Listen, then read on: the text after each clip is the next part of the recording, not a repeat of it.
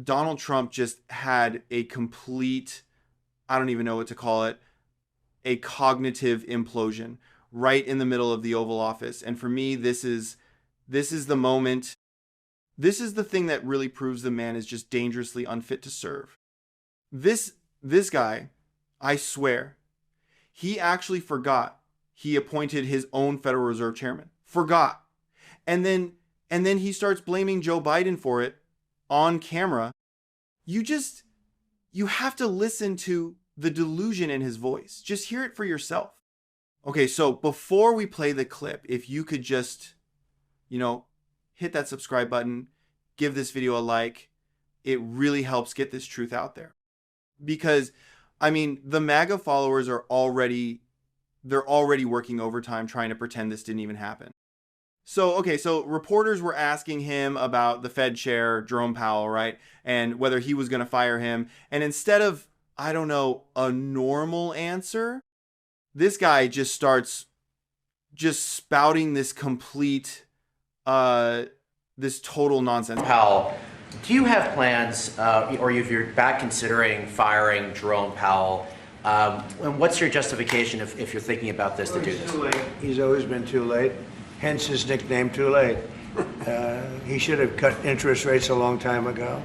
Europe has cut them 10 times in the short period of time, and we cut them none. The only time he cut them was just before the election to try and help Kamala or Biden, whoever the hell it was, because nobody really knew. Obviously, that didn't work, but he tried to cut them for the Democrats, Kamala. And how did that work out? You'll tell me. It didn't work out too well, did it? But I think he does a terrible job. He's costing us a lot of money, and we fight through it. It's almost, the country's become so successful that it doesn't have a big impact, but it does hurt people wanting to get a mortgage. People want to buy a house. He's a terrible Fed chair. I was surprised he was appointed. I was surprised, frankly, that Biden put him in and extended him, but they did. So I mean, just breathtaking stuff from a compulsive liar, right? The fact is, the actual fact is that Donald Trump appointed Jerome Powell himself. He did it back in, what was it? November of 2017. And back then he was praising Powell's wisdom and judgment, which is, yeah, it's pretty rich coming from this guy. He literally said, quote, "I am confident that Jay has the wisdom and leadership to guide our economy through any challenges that our great economy may face." End quote. And this is the exact kind of cognitive failure that this character and his whole party, they spent years projecting it onto Joe Biden. It's the absolute peak of hypocrisy. I mean, from a total gaslighter, you remember all that, right? All the doctored videos, the endless, just ghoulish speculation from his base. They built their whole political thing around attacking another man's faculties. And now their guy, their quote unquote stable genius, he's the one sitting in the Oval Office having a .com. I mean, it looks like a full-blown mental breakdown on camera. He can't remember one of the most significant appointments of his own presidency, his own damn presidency. For a malignant narcissist like him, I mean, admitting he made a bad hire, it's impossible. His brain would rather invent this whole other reality than accept even the slightest bit of personal responsibility. It all comes back to his pathetic need to project an image of infallibility, you know? He has to maintain the lie that he only hires the best people, so he just memory holes anyone who disappoints that fragile ego of his. So now, the man he once praised for his wisdom is suddenly a loser and a knucklehead. This is what happens when you have a man-child with the emotional maturity of, I don't know, a spoiled toddler in the most powerful office on earth. And then he has the nerve to say this about being Fed chair. It's just, Wow. He said the job isn't tough. We have a lot of good people for that job. It's not a tough job, to be honest. Assuming you're smart, it's not a tough job. If you're a dummy, then I guess it's a tough job. But it might be one of the easiest jobs I've ever seen. And now on top of it, he's building a close to three. Well, based on the evidence of him not even remembering who he put in that job, I guess we know which category he falls into, don't we? The coward can't even keep his own appointments straight in his head. His mental decay creates so much chaos around him, it's a mess. When reporters asked if he was preparing to fire Powell, he played his usual cowardly game, denying it while also confirming it. He literally said he wouldn't axe Powell, whose term is up next year anyway, but then immediately said he was already looking for a replacement.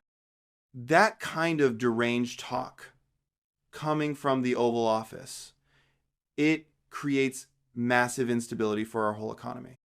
But it gets so much worse because the guy's brain it's clearly broken. He went on this whole tirade suggesting Powell was guilty of fraud over the $2.5 billion cost of renovations at the Federal Reserve. Think about that for a second. The president is just casually accusing the Fed chair of being a criminal because he's mad about interest rates. You have this power-hungry figure trying to bully an independent agency into doing whatever he wants politically. And we all know why he's lashing out with these insane made-up accusations. He wants lower interest rates, and he wants them now. Doing the job because they should try and rein this guy in. So he's doing a lousy job, but no, I'm not talking about that. Fortunately, we get to make a change in the next, 8 months or so. And we'll pick somebody that's good, and we'll pick somebody. I just want a fair job. We want to see lower interest rates. Our country deserves it.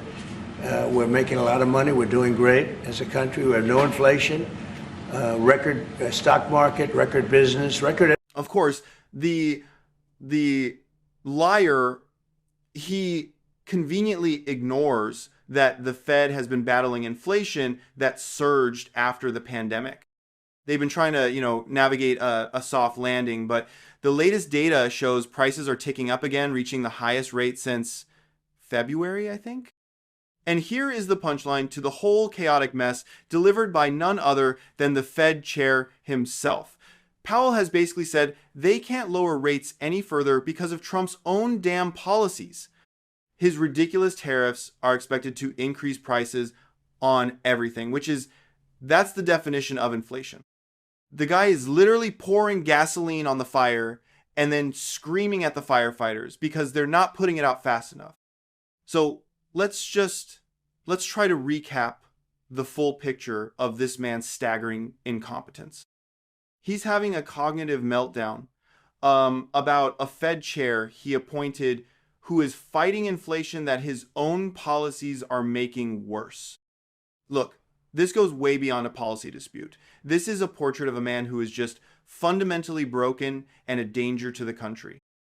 A person this confused, this dishonest, and this self-defeating, they cannot be trusted with any power, let alone the presidency. So when you see a moment like this, it's more than just him being a liar. We all knew that.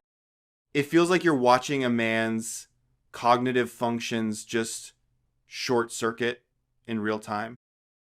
And when that cognitive failure is combined with a bottomless pit of narcissistic rage, you get what we saw.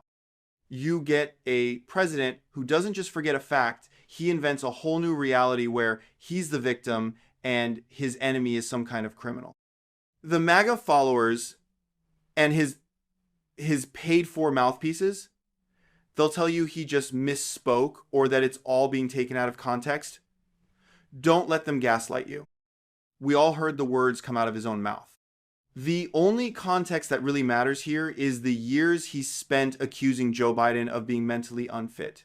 That's the context for this moment of supreme, poetic, and terrifying justice.